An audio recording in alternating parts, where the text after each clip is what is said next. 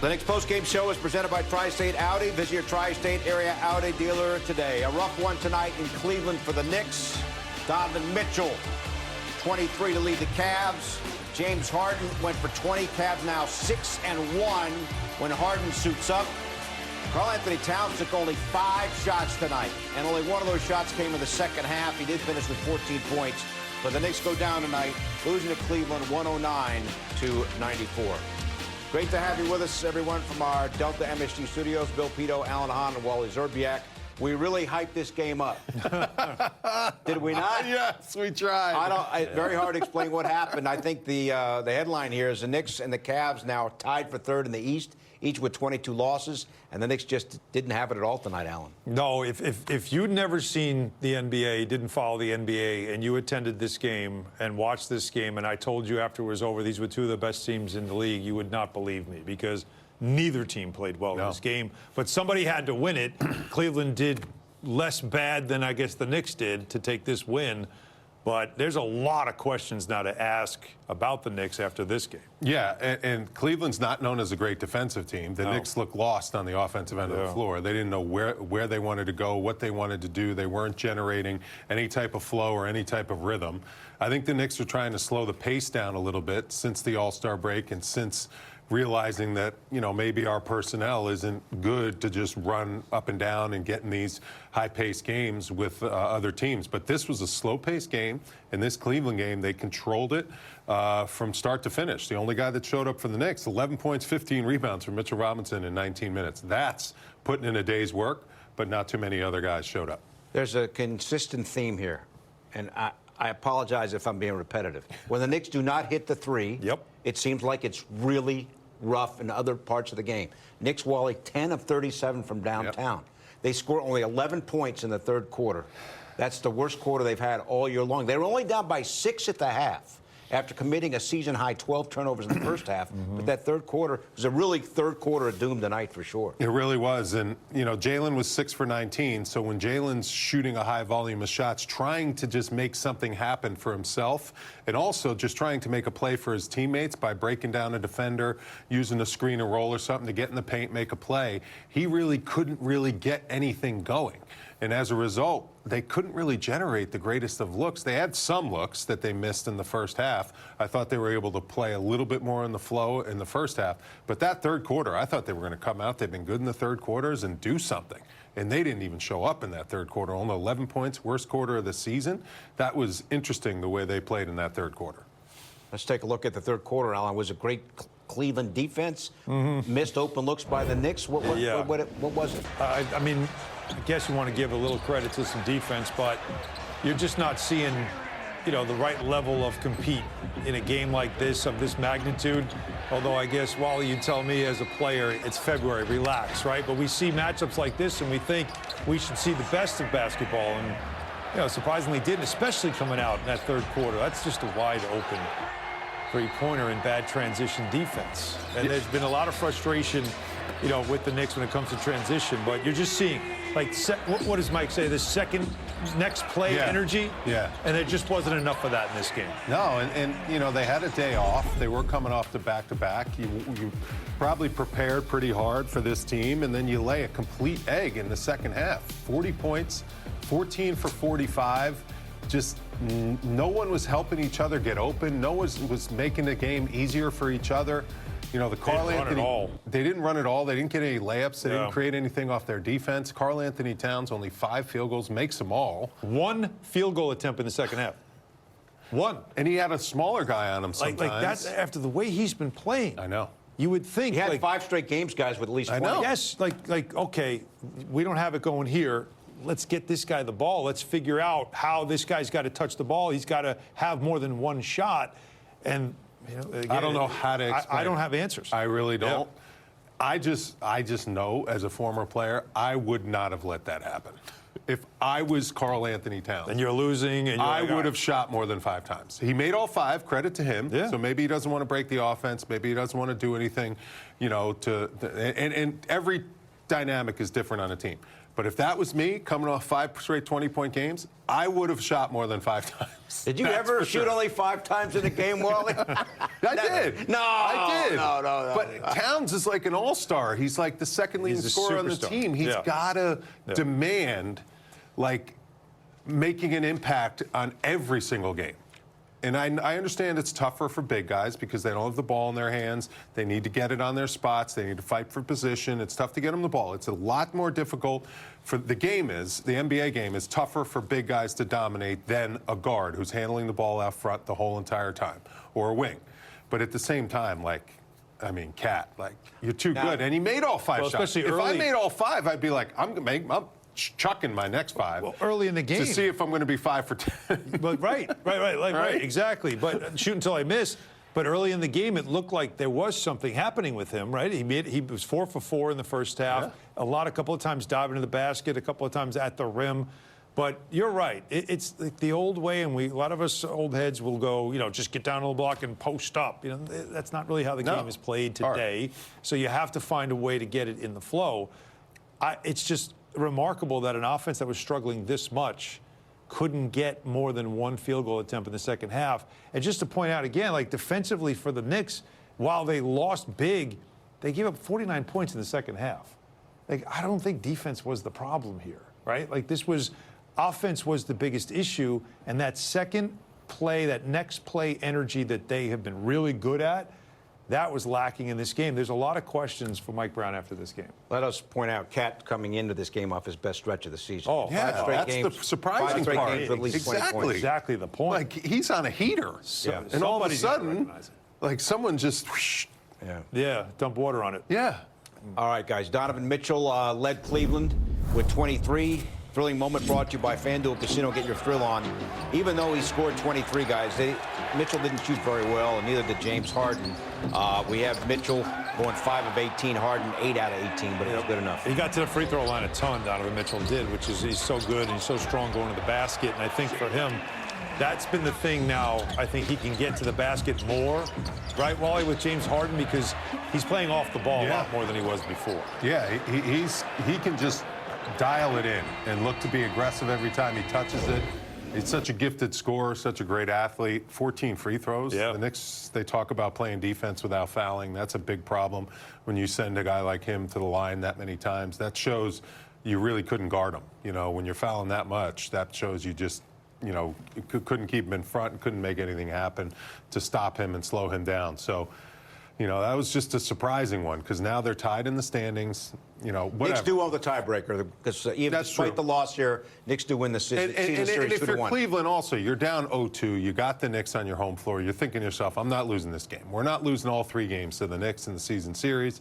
So they came out with a little bit more of an edge, and they definitely took it to the Knicks. It just felt like the game was there. Like the Cavs did not play a great game. No, they didn't. They did just enough. Yeah. And so, again, that's why the frustrating part of it is you're watching it from a Knick perspective. You're watching this game thinking they could be had. But that's where I think the Cavs are getting a little bit better defensively. They make you a little more uncomfortable than they used to. They used to just want to play it was up and down. A complete, like, rat race game and try to outscore you. And they were never a good defensive team. But with Mobley and with Allen, they can control a little bit the tempo of the game. And that's what it looked like they did to the Knicks. They didn't allow the Knicks get into any easy baskets to get them feeling good about themselves. Even when they tried to run, the Knicks, Mike Brown wants them to get out and run, get opportunities, especially when you get turnovers, get out and run on a miss, get out and run. Early in the game, they were trying to get out and run, and it was, there were turnovers left and right. They had 12 turnovers in the first half, and a lot of it was just mishandling the basketball, making tough decisions with the basketball out in transition. But I agree with what Wally said, that this was definitely the Cavs controlling the tempo and forcing the Knicks into half-court offense. Mm-hmm. And you saw that's really how things got stagnant. All right, so the updated standings in the Eastern Conference, off the top, we mentioned the Knicks and the Cavs each now with 22 losses, tied for third. Don't forget about the Raptors, and, of course, both teams very close to the Celtics. By the way, Boston So it's 3 in the loss column there, right? So No, 4. The Knicks are also still on 3. pace. You're right. 3 in the 3. loss column. The Knicks are still on pace to win over 50 games. Right. I mean, if they go 13-10 the rest of the way, which hopefully they're a little bit better than that, But you know what they'll we're get to talking about. 50 wins. But what we talked about in the pregame, It's to avoid- mercurial. It's a Yeah. mercurial, like, malaise type of game that makes you scratch your head. I agree. And the key is avoiding the 4 seed. Yeah. Avoid the 4 seed. So if you get the opportunity to advance in the playoffs, you want to keep any matchup with the Detroit Pistons to as deep into the playoffs as you can. I feel would be like that the place. Pistons and the Cavs. I mean, Boston heroic. They're playing great, but if they don't have Tatum and what they did to their roster, I just think they're not going to be as tough as those 2 teams. Because the Cavs and Pistons, they're healthy. All right, let us bring in Monica McNutt. She helped call the game on the radio on ESPN New York. Monica, what do you think? You know, I knew you were going to ask me that. I don't. Take it away, Monica. Monica, the rest of the show is yours. Yes. Go ahead. We don't have to say any more over here. Got about 20 minutes to go. Go ahead. Guys, I don't. Okay. All kid. Oh gosh, Novak and Mike Breen were here walking out before I sat down to talk with you guys. And Novak said we could tell the stories about how he worked out with Kenny Atkinson back in the day, and Atkinson helped get him and Jeremy Lin right. If you want to talk about that, because as far as this game. The word I used on our broadcast was perturbed. I would like to say it's as simple as three-point shooting, but I don't think it's as simple as three-point shooting. Would that have helped? Yes. The energy from the 18 or 17-point comeback, the fast pace of the Chicago game, road trip, yuckiness, like, I don't know what to say, y'all. And I'll be honest, with all of the conversation surrounding Karl Anthony Towns, very confused why he goes 5 of 5 and is on the bench. Like, I have lots of questions. I want to get out of Cleveland and move on. Well, good luck in Milwaukee. Yeah. Jeez, right. You know, you look at the 4 games since the All-Star break, we were talking about this. Lost to Detroit big. Miracle comeback against the Rockets. Losing to the Bulls in the last couple of minutes before pulling that one out, and now this one. So the Knicks are 2-2 since the All-Star break, Monica, but it could be a lot worse. It could be worse, Pidto, and I think that is maybe a silver lining in all this. The one thing that I will say, and this has been bounced around in group chats, you know, we guys talk and pontificate, and Tyler and I pontificate. There's 2 things that I think happened in the stretch leading into February that we very much enjoyed, right? The defensive numbers looked great. But I think now we all might go back and look and say that schedule is starting to look a little funny in the light in terms of what it said that this team had become. But in 2 now, guys, big-time opportunities to show up as the contenders that you are perceived to be. You lay eggs, and I think that is a problem. We've all been covering the league for longer. I defer to you guys on this one because one of the things that I thought about coming into this one, Mike Brown obviously has experience deep into June. He won championships as an assistant coach with the Warriors and probably deep runs with the Spurs as well.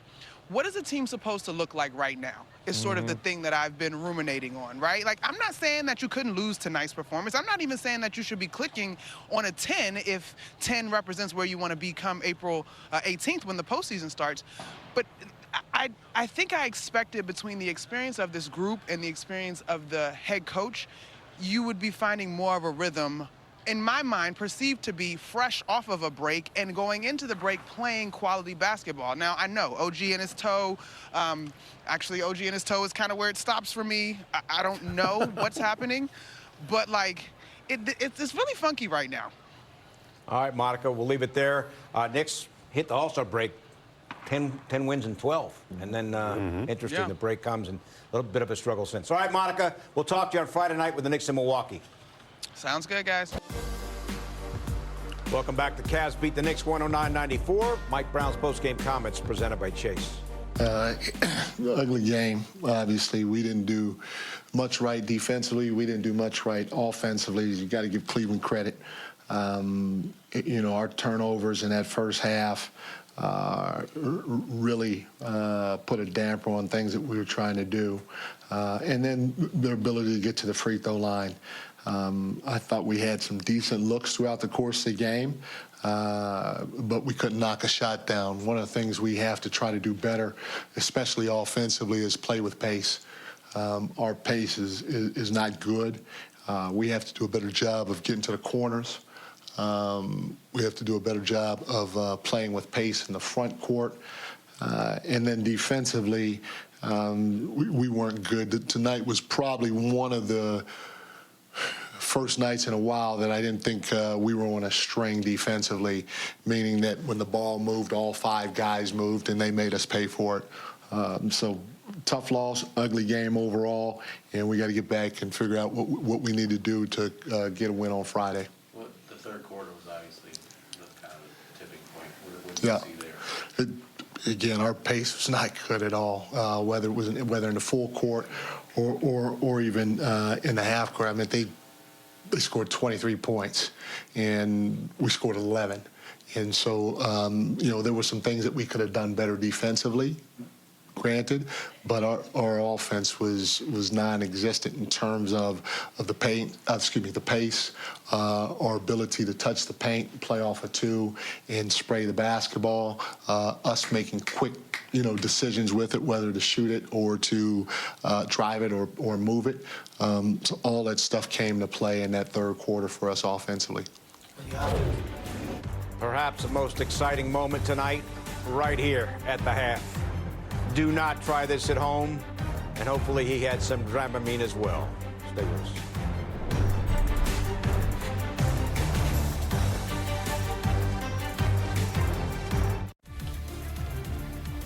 Welcome back. He's at it again. 109.94. Wally, can you do that at home? Yeah, I'm trying to figure out if he's not holding up top, and somehow he's just like... We're going to get this from Bill for next Christmas. You can try it. I'm not. Back from the corner 3, presented by Michelob Ultra, Superior Light Beer. Highlight for the Knicks, no question, guys, the play of Mitchell Robinson. 15 rebounds, 8 on the offensive glass, also had 11 points. Why is he always so good against Cleveland? He loves going up against other true centers like Jared Allen. Jared Allen doesn't pull him out to the three-point line because he's not going to shoot a 3. He's always around the basket, and if you allow Mitch to play around the basket, he will dominate the paint area. 15 rebounds in 19 minutes, 11 points. Just rolling, getting Gotham lobs. Look at that little beast mode play. Grabs it from Jared Allen, lets him know. I mean, he came to work. Granted, he didn't play the back-to-back. He was a little bit rested, but Allen, he looked like he had a lot of energy in that tank, and he showed it tonight. Yeah, it was one guy that was playing with energy, and then, one thing about getting offensive rebounds, there was a lot of opportunities. Because That's the Knicks missed a lot of shots. And there was, but also, he does, against Jared Allen, against Evan Mobley, he does dominate. We saw this playoff series 2 years ago where he was a huge X factor in that series, and he seems to love to play in that building, and they don't really know what to do with him. He didn't play a ton, though, in this game. Again, his minutes weren't there. And that's the Knicks centers could have dominated this game. I know. And that's, I think, the one question that still needs to be asked is, like, game plan-wise or whatever. That's a big matchup because they play 2 7-footers. Yeah. So there was a time in the second quarter where Mitch and Cat were on the floor together, and that lineup really worked. So this was an opportunity to Mike Brown to kind of mess around with that a little bit. But I think there was never time to go back to it in the second half because the Knicks have dug themselves such a deep hole in the third quarter that that's a defense rebounding lineup. They needed shooting and three-point shooting and scoring to get back in this game, and nobody could knock down any shots. So the Cavs are now 6-1 with James Harden. He goes for 20 points. The question is, with Harden, guys, and we touched on a little bit here at the beginning of the show, are the Cavs, Allen, a legitimate contender to win the whole conference? No. You don't think so? No. And the reason why I say no is not because I don't think they're good. It's just because James Harden's history in the playoffs doesn't show you somebody that Donovan Mitchell's history is not great either. And he has been on teams that have also not been able to get it done. And so I think it's only fair to say, and I think this is reasonable to say, right, Wally, with Cleveland, is you got to prove it. Yeah. Because we haven't seen Cleveland do it, and we haven't seen James Harden do it. I think they're better, though. I really do. Oh, yeah, there's no question. Because you add size to that starting lineup. When you have a shorter guard in Mitchell and Garland, who's even smaller, I think that small size as a starters really hurt them defensively. Now at least James Harden's not the most, he doesn't play that hard on defense, but at least you have a formidable NBA size lineup on that starting 5 now. We'll see. Knicks and the Cavs now tied for third in the East, each team with 22 losses. This guy's going to require a talent fee at this rate. Ab workout. Residuals. The Knicks postgame show is presented by Audi. Visit your Tri-State Audi dealer today.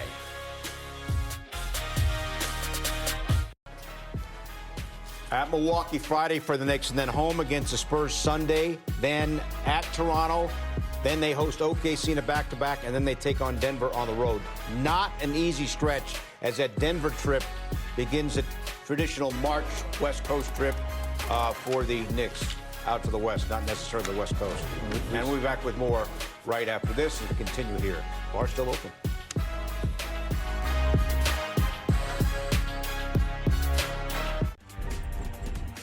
Next up for the Knicks on the road at Milwaukee.